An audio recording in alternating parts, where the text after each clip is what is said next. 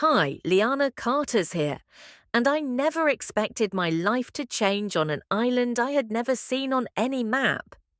This is the story of how a lonely woman and a gentle ancient sea turtle crossed paths on a deserted island and discovered that courage, kindness, and hope can appear in the most unexpected forms.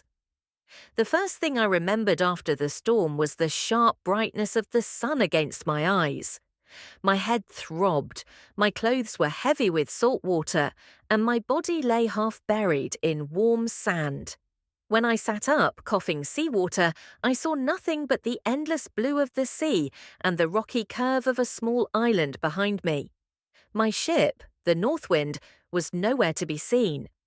I stood and turned slowly. The island was quiet, too quiet. No houses, no signs of life, no footprints, only the wavering green of low trees, a few large boulders, and the faint whisper of the wind brushing against leaves. I was alone. For hours I walked along the beach looking for anything people, debris from the ship, food until the sun dipped lower and the shadows stretched long. I built a temporary shelter from palm leaves, drank from a freshwater pool I found near a cluster of rocks, and tried to keep my thoughts calm. I had survived the storm, so I would survive this too. On the second evening, something unusual happened.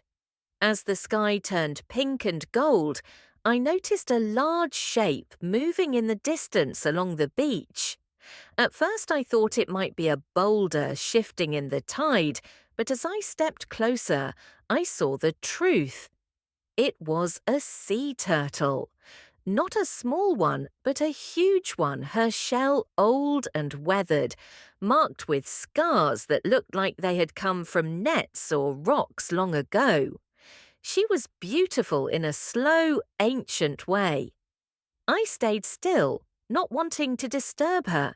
She dragged herself up the sand with heavy, determined motions. I could see her breathing heavily. With each movement, she pushed her flippers deep into the grains, pulling her enormous shell farther up the beach. Then I understood what she was doing. She was here to nest. I had seen documentaries about this, but I never thought I would witness it in real life, alone on a forgotten island with the sky fading into twilight. She stopped near a gentle slope of sand, then began digging with her back flippers. It was slow, careful work. She carved a circular hole deep enough to protect her eggs from predators and tides. After a long while, maybe an hour, she began to lay them. I looked away, giving her privacy.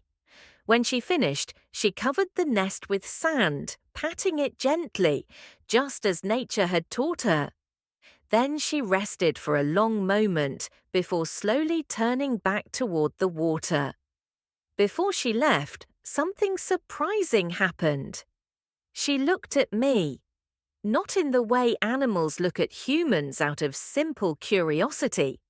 It felt deeper, almost as if she knew I had watched over her without harming her. Her dark eyes held mine for several quiet seconds. Then she slipped into the waves and disappeared beneath the silver surface. From that moment on, I felt less alone. The next days became a routine. I explored the island, learned to gather fruits, fish with sharpened sticks, and collect rainwater when the clouds blessed the sky. I carved tall marks in a tree trunk to count the days. I talked to myself, to the waves, to the wind. And sometimes I talked to her, the mother sea turtle, even though she wasn't there. But one night she returned. I heard a soft scraping sound on the sand and rushed out of my shelter.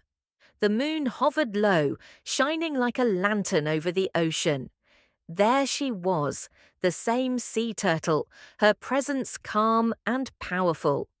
This time she came closer, no longer fearful of my footsteps. I sat several meters away to show respect, but she did not seem bothered by me. She dug another nest, laid more eggs, covered them, and again looked at me with that soft, impossible understanding. "You're strong," I whispered. "Stronger than I am." She blinked slowly, and for a foolish moment I felt like she understood. That night she remained on the shore for a long time, gazing at the waves. When she finally left, I felt a sting of sadness as she disappeared again. But I also felt something else, a sense of purpose. I would protect her nests. On an island with no humans but me, I became their guardian. Weeks passed. The sun marked my days, and the stars guided my nights. I checked the nests daily, brushing away invading crabs or birds. I strengthened my shelter, learned to make fire using dried sticks, and even built a tiny raft to fish farther from the shore. And slowly, the island no longer felt like a prison. It felt like a world where everything moved at the pace of nature, calm, patient, and meaningful. One morning, I found something alarming. The sand near one of the nests had been disturbed, not by animals, but by the tide. A storm had rolled in during the night, and waves had come dangerously close to the eggs.